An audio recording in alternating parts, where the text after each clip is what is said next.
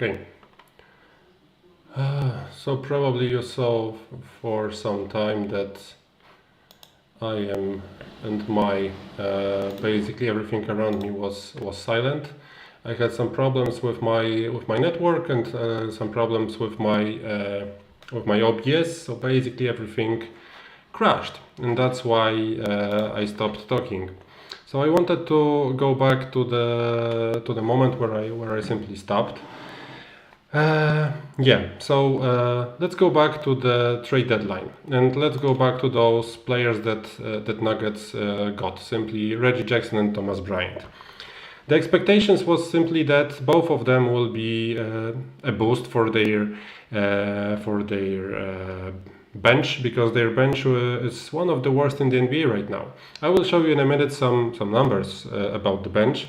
That simply none of the players that are playing in Nuggets bench are positive players. Let's quickly do it right now even. Just give me a second. This is it. Yeah. So here you can see that basically all of the players that are playing from the bench, they all have negative net rating. The best one is Bruce Brown, who is simply the best from the bench of Denver Nuggets, but he's still minus 0.8 points per 100 possessions.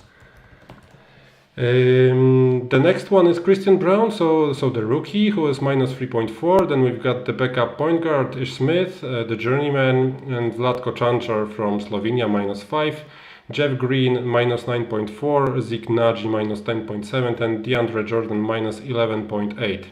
So DeAndre Jordan was still better in his minutes than Thomas Bryant is right now, but anyway, it doesn't look good, and this is one of the reasons why simply the Denver Nuggets are having a lot of problems. Because even if they play well, even if they are okay on their offensive side, the defense is really not that good. Even that I'm switching right now to those first 65 games, their defensive rating 113.1 is number 16 in the NBA. When I was checking in the past, I think 20 or even 30 years, only 2 or 3 times the teams that had defensive rating below top 10 were able to get to NBA Finals and then win the championship. And as we all know, this is the target, this is the goal for Denver Nuggets. They want to become the champions. So if they don't fix their defense, it will be really hard for them. And what can they do about it? It's hard for me to say right now, because it's not a matter of simply just an effort on the defensive side of the floor. It's much more. I think the problem that Denver has is simply lack of defensive players. So we can say that Kentavious Caldwell-Pope is the player that plays well on defense, but when we simply do it with one player only, it's not good enough, and that's the biggest problem that the Denver Nuggets have. What else? Regarding the Nuggets, what I wanted to say, I think that it's all. Of course, the problem is that I had to do it in 2 different streams, but what can we do? It's the first time, so I hope the next time it will be much better, and I won't have this problem again. But going back to the topics that I had for today, the second one is about Los Angeles Lakers. And for the first time in few years, I think we can really say that Rob Pelinka did a good job.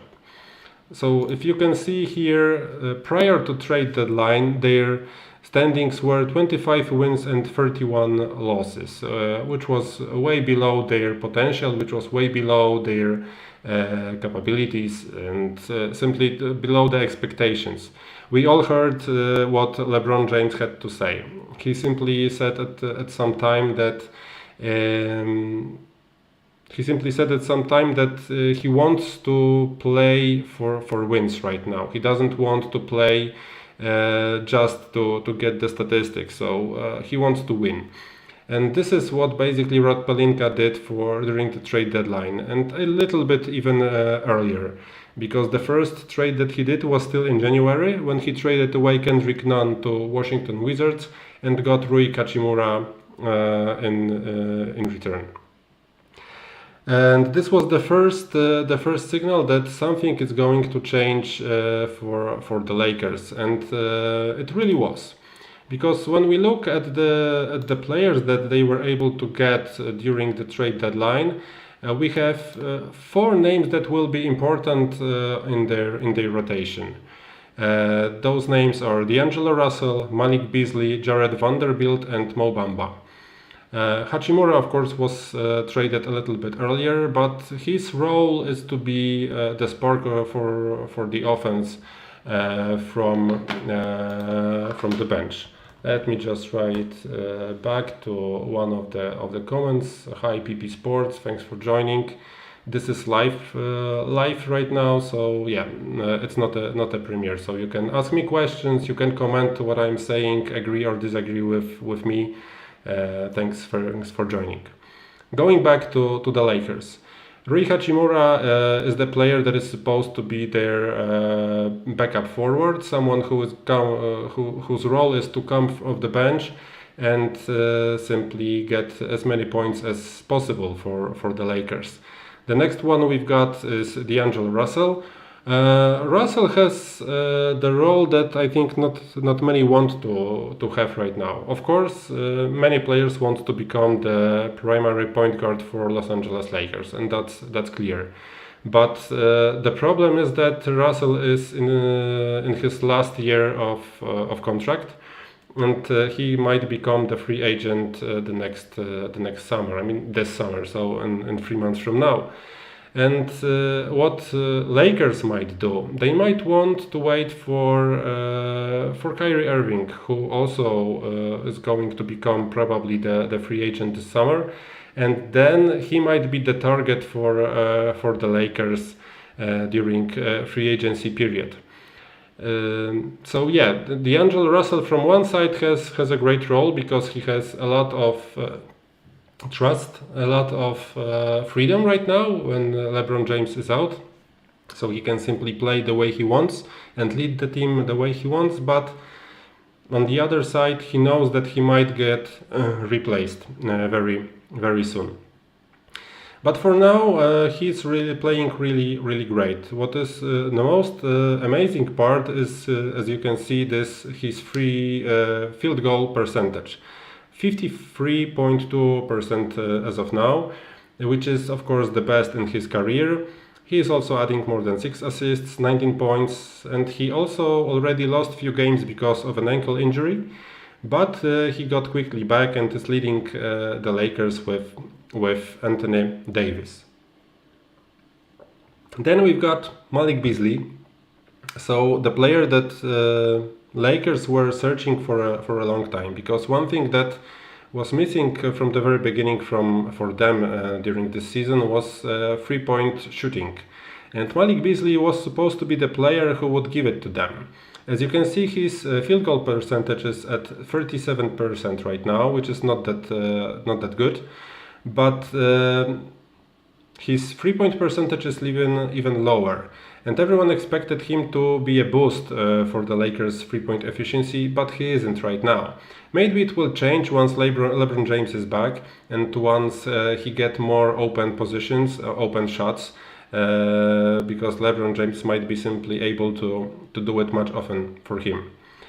Point number 4 on the list is the Jared Vanderbilt, and this is the player I think I like the most from all of those, because I like the players that simply play this type of game, which is a lot of effort, maybe not that big amount of abilities.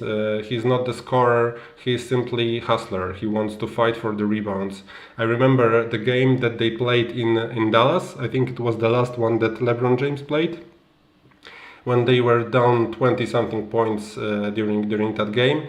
And Jared Vanderbilt was supposed to guard Luka Doncic on one side of the floor, and on the other one he was supposed to play against, well, not against, but he was supposed to attack the rim. And I think he finished with more than 10 offensive rebounds that game.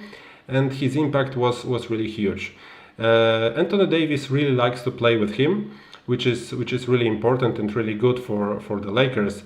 But I think Jared Vanderbilt has a chance to become a really good player and a really important player for the Lakers. The last one on the list is Mo Bamba. The player, I don't really understand why he's there, because I don't see a big role for him. For now, he's playing only backup minutes for Anthony Davis, but Bamba is also out right now, so I don't know when he's going to come back, probably somewhere by the end of regular season, but his role is very small, and I don't expect much of him right now.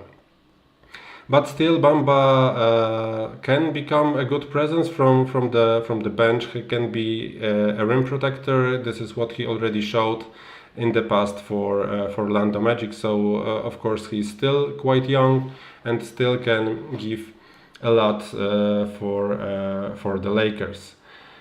Yeah, so that's regarding the new people that came in, but not only the people have changed for the Lakers. I think the most important thing that changed for them was the defense. And here simply we need to say big kudos to Darvin Ham, their head coach, because he is the one who simply made that change. I will show you in a second some statistics that I gathered for the Lakers from the last few games, from those games that they played after the trade deadline, and I will compare them with what happened before the trade deadline. So as you can see, their offensive rating went a little bit down, which is probably something that we could expect once LeBron James got injured, and that's something that can simply happen. But what's astonishing here is the defensive rating. They went from 114.3 to 108.7 on defensive rating during that period. And this would give them number 3 spot in the whole NBA regarding defense right now. Automatically, of course, the net rating went up from -1.1 to 3.1. And what also was brought by Jared Vanderbilt, what I really like, is the rebounds. They started gathering over 2% more of rebounds, offensive rebounds, and almost 2% more of defensive rebounds. So this is what Vanderbilt gave them. Of course, Anthony Davis also put a lot of effort in the last few weeks once LeBron James got injured, and gave a lot as well. And this is what we can see mostly on the defensive side, because as you can see, their defense was allowing the other teams for over 47% of their field goals to be made, and right now it went down to 44%. So this is where Darvin Ham excelled, and this is what makes Lakers much better right now, and this is what they should keep on focusing. What's next for them? First of all, they need to wait for LeBron James to come back. They need to wait for Mo Bamba to come back. As Dave McMenamin showed today on Twitter, you can check it and search for it. LeBron James is already in New Orleans. He already got rid of his walking boot. And right now, today he did some shoot around. He was doing free throws, so his comeback I think is coming soon, and I expect him to be back even before the end of regular season. Because right now, as we can have a quick look at the Western Conference standings, you can see Lakers are right now on spot number 9. And the teams that they are playing against and fighting with for the last spots, not all of them are still fighting, to be honest. I think that Portland Trail Blazers are already thinking about leaving that season and not playing the best players. This is what is already happening for OKC Thunder. They are allowing Shai Gilgeous-Alexander to rest. Regarding New Orleans Pelicans, this is a little bit different because they are forced not to play all their best players because Zion Williamson is injured for a very long time. In the last days there was a news stating that he might be back for the playoffs, but the Pelicans might not be in the playoffs at the same time. So simply, I already mentioned 3 teams that might not be there to fight simply for the play-in spots. Utah Jazz, that's the biggest surprise of the season, of course. But for me, Utah Jazz are also right now thinking about finishing the season, and that's it. They are already playing without Jordan Clarkson, Colin Sexton. They are both out. Of course, Larry Markkanen and the rookie Walker Kessler are playing great. Even last night, the other rookie Simone Fontecchio from Italy was having a really big role for the Lakers. For the Utah Jazz, but still I think they are not the ones who are going to fight for the play-in spot.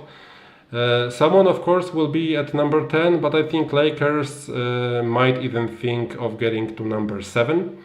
I think that's possible for them to get over Dallas Mavericks, who are still playing without Kyrie Irving and Luka Doncic, and also Minnesota Timberwolves, who are still playing without Karl Anthony Towns. So for me, Lakers still can go up to number 7, and if they go to number 7 and then LeBron James is back, everything is possible for them. If they are all healthy, they might make a lot of surprises. Okay, I think that's it for today. It was the first time. Sorry for all the issues that I had with my software, with the network. I hope next time it will be better. I hope that you will be able to hear this live again, to look at it. I will try to make a joint one from those 2 lives that I did today and upload the combined version, let's call it this way, so that you are able to watch the full show. And of course, I hope it will be the next time. It will be more of you on the chat so that we can discuss. But for today, I wanted to say thank you for joining, thank you for watching me, and I hope to see you next time. Thank you, bye bye.